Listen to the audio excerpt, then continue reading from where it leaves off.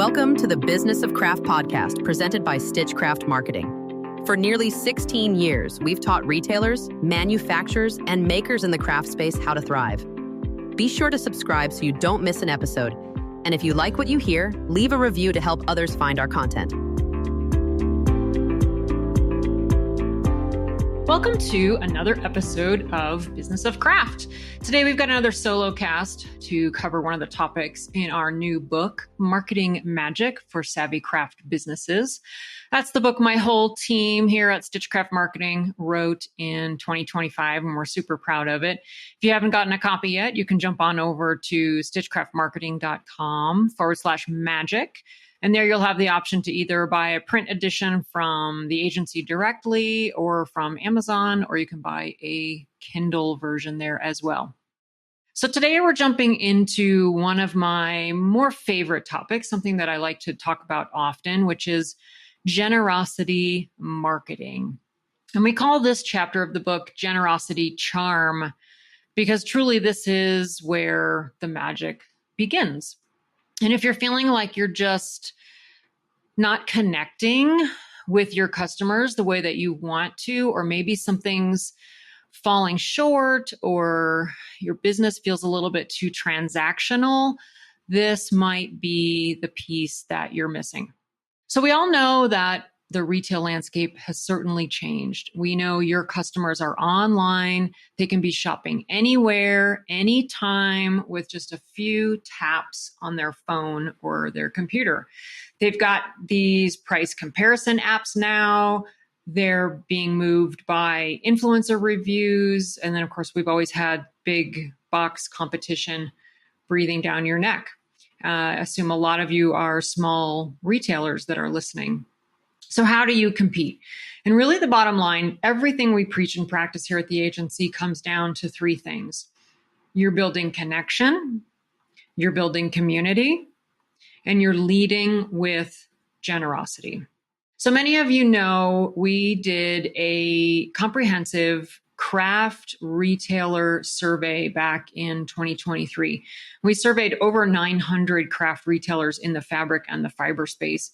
And of those results, the respondents told us that 75% of them were feeling like creating community was a top priority.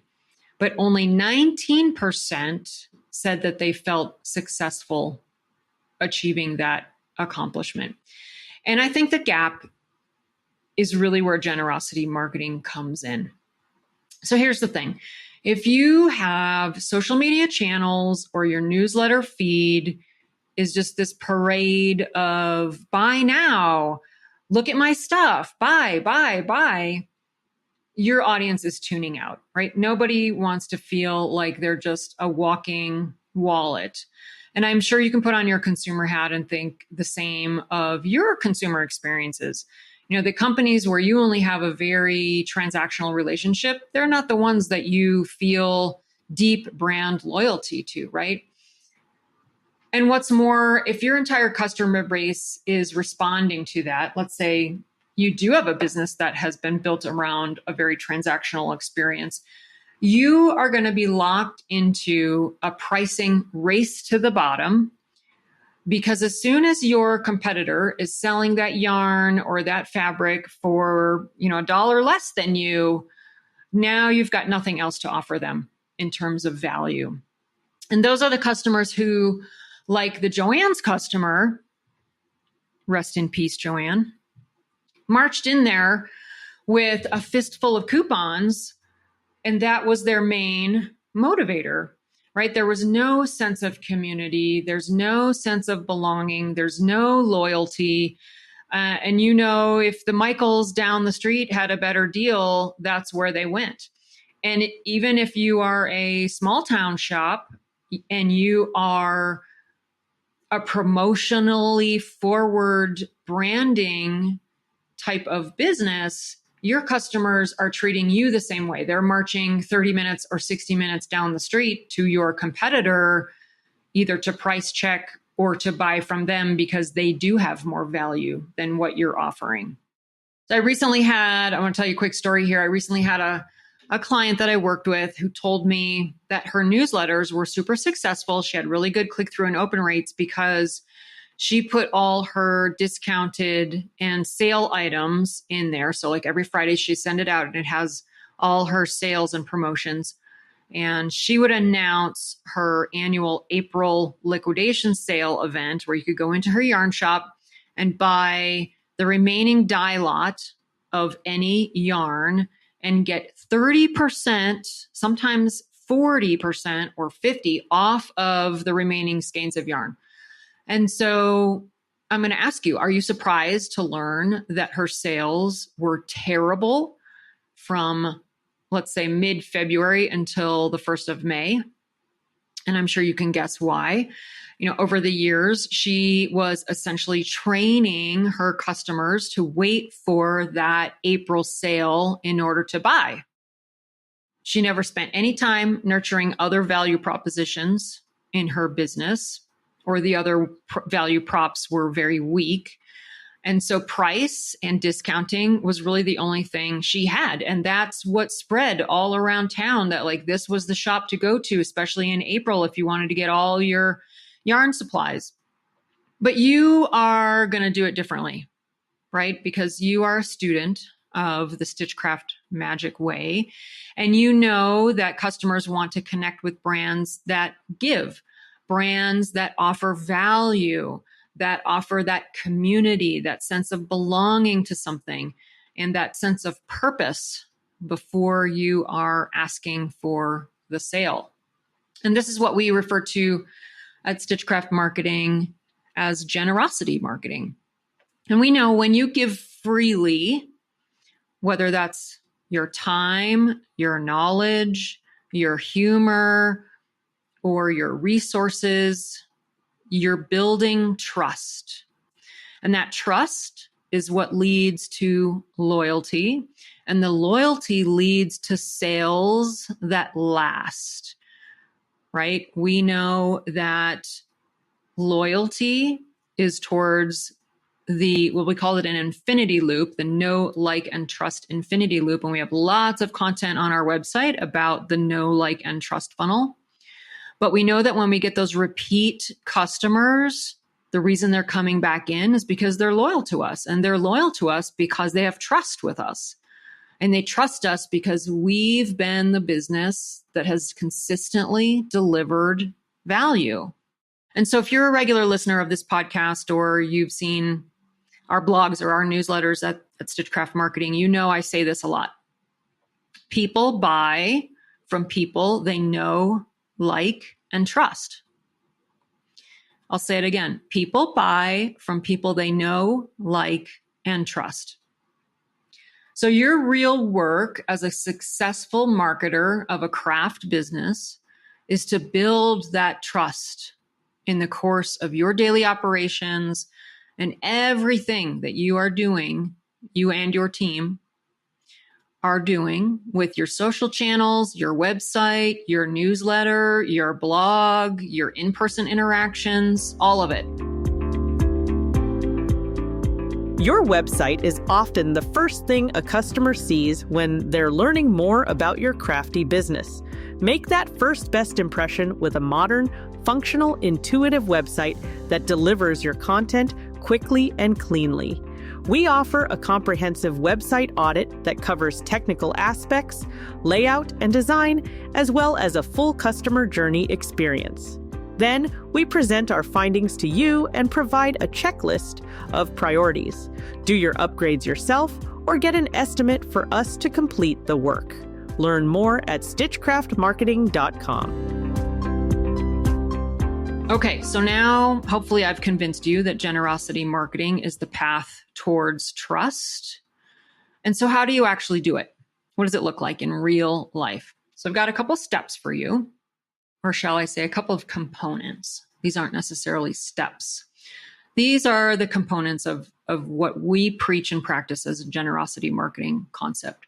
Number one, social commitment. Today's customers care about what you stand for. We know this in the surveys that we do.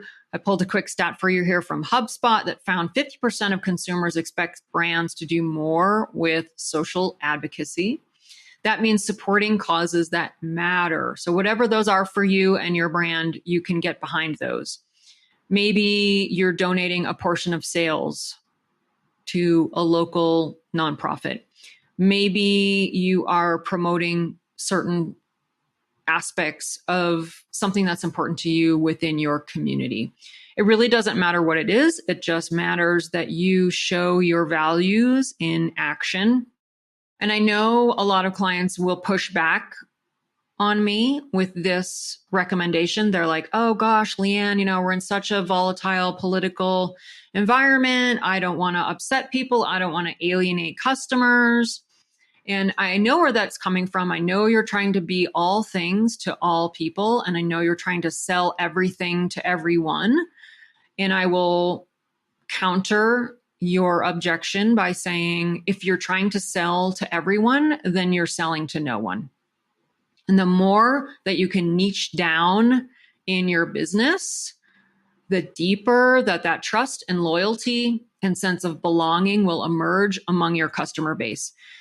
They want to be part of what you are. And so if you're vague and vanilla and bland and boring and they don't get a sense of who you are and what your values are and what you stand for, then that's going to take a whole lot longer than if you're willing to put yourself out there, right? And I'm not suggesting that you go deep into politically volatile topics. We're talking about something that's fairly neutral, something in your community that almost everybody of all political persuasions can get behind, or something like knitting hats for charity night, or finishing quilts to give to the local police department, or things again that somebody is not going to find too much to object to. So think about those and start there.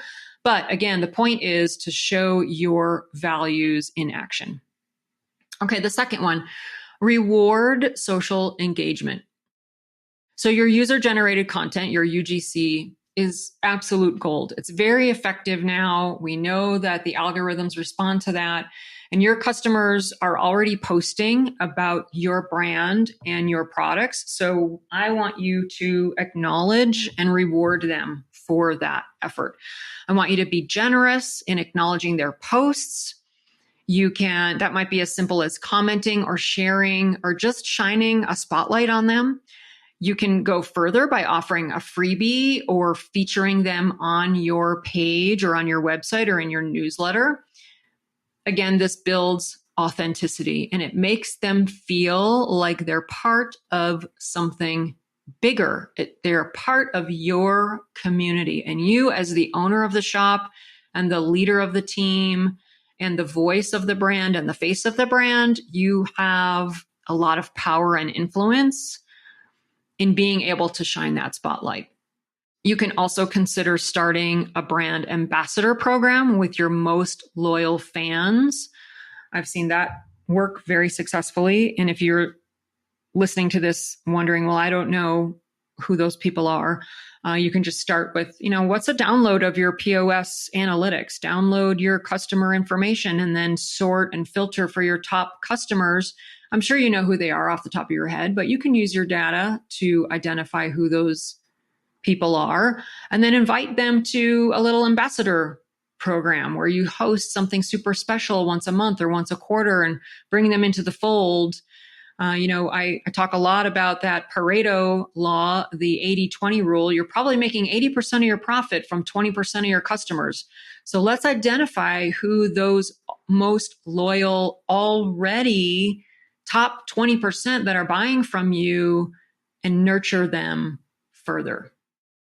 Next is you're going to reward that loyalty. People love to feel like they're a VIP. So give them a reason to go deeper with that loyalty. So if you don't already have a loyalty program, there's tons of them out there. You can research those and consider starting one for your business. You can host exclusive events or sales. You can even tie that into the ambassador idea that I just gave you. You can offer early access to product launches or super popular classes. I've got a client that does a Liberty Club and he brings in all of the Liberty line. He's one of the only retailers in the United States that's bringing in the full line of Liberty. And if you're a fabric person, you know what I'm talking about. So if you're part of his Liberty Club, you get special gifts and rewards. You get to come in quarterly for a tea time. But most importantly, when the new designs drop, you get the early access to purchase those products. And he just really pushes this to the limit. He does such a great job with his Liberty Club. And you can create private groups or communities. So you can utilize Facebook, digital communities, or even in person.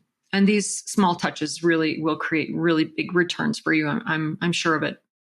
Okay, next, share your knowledge. This one is especially near and dear to us at Stitchcraft Marketing. You have so much wisdom in your business and on your team. And I think a lot of the listeners of this podcast are probably women. And I would say sometimes we have to get over our imposter syndrome and our sense of minimizing our shine. We're not going to do that anymore, right? We're going to show off our shine.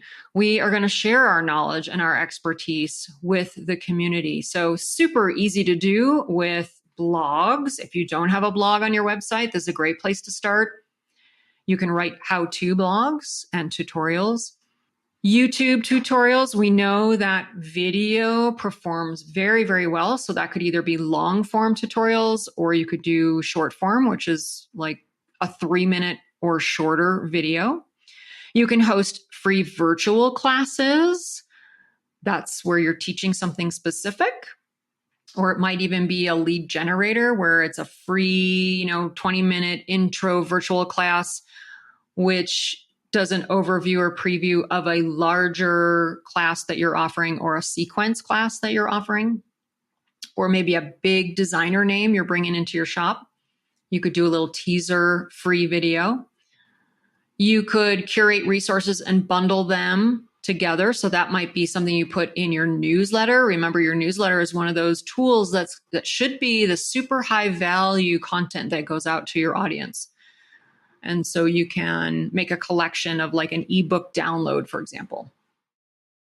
Next is just give it away, right? For real, just give it away. We all love a freebie.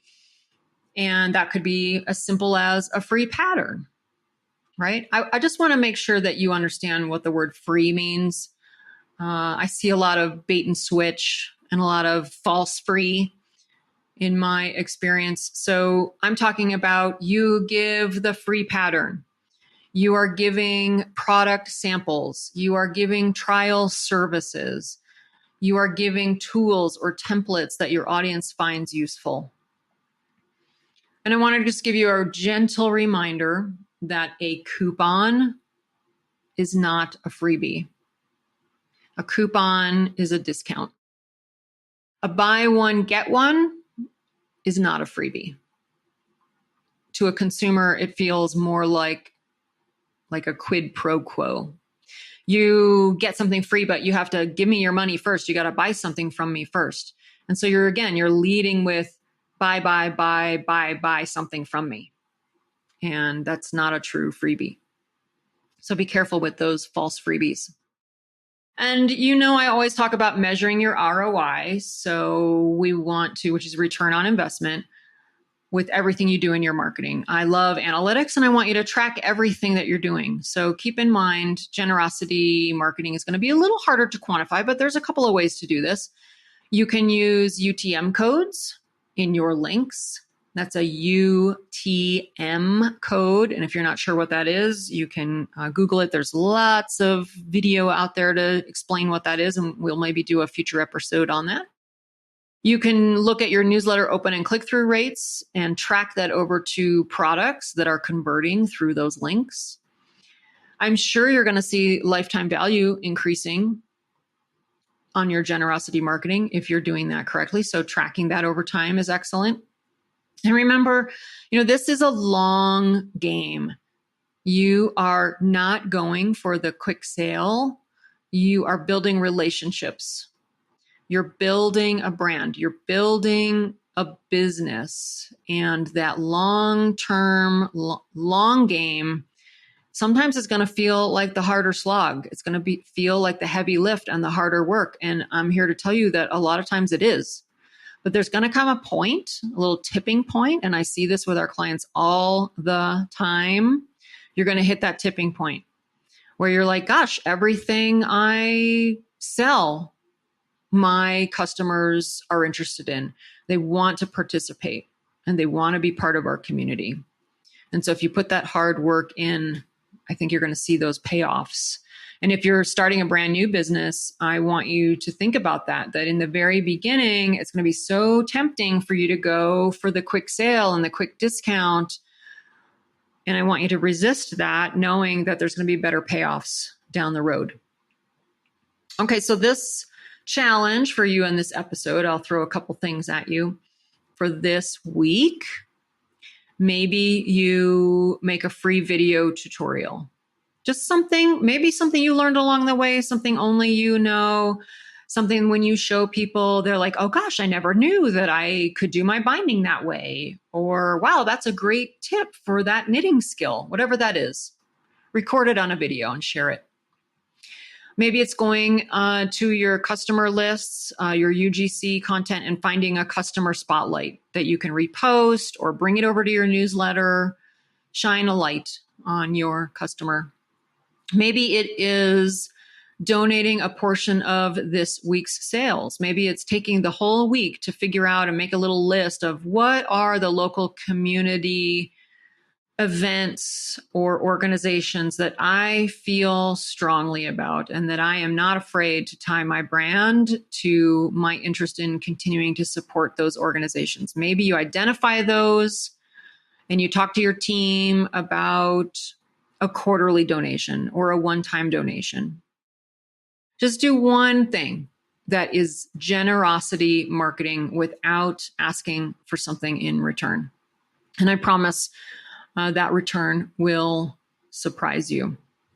And lastly, before you go, I do get this question a lot. So what is the ratio of generosity marketing to promotional marketing? And I use this ratio of give to take. So I recommend that ratio is 8-1. So you are going to give 8 times before you ask.